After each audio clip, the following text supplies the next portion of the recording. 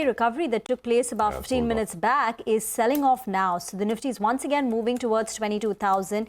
The intraday low was 21,998. So we're not quite there, but you can see that fall in the last 10-15 minutes. I just want to mention the railway companies continue to see profit booking bit by bit. So RVNL, IRFC, no deep cuts, down 2 to 3%, but the month-to-date losses are now adding up. So for a company like RVNL, month-to-date in February, it's down 15%, while IRFC is now down close to about 12 to 13%. But it's going to go down as a day where markets see considerable profit booking after 6 days of run of an up move. Today, the markets have given up 160 points in the Nifty, Sensex down 500 points, and midcaps were bleeding quite a bit. Oh, yeah, absolutely. Look at the names here. MRPL, we're talking about the larger refiners, IOC, BPC, HPCL, but let's also look at the smaller ones. MRPL's lost about 6-7%. Let's pull up Chennai Petro also if we can. In general, a sense of caution after a relentless rally on some of the oil refining companies.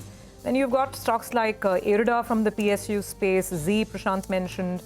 If you go beyond, Shakti, pumps, etc., lots of mid-caps and small caps where the profits have come off today. So these are some of the key movers and shakers. GMR Airports was weak throughout the session, about 5% lower.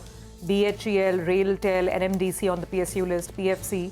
So a lot of profit taking, not by a huge stretch or a huge margin, but definitely some money coming off the table. Union Bank stands out in terms of the gainers. They're doing a QIP, raising about 3,000 crores.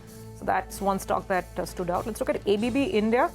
It wasn't another market, wasn't it? 11% up on ABB India. No volatility and no concern whatsoever. But the rest of the market, yeah, red day for sure.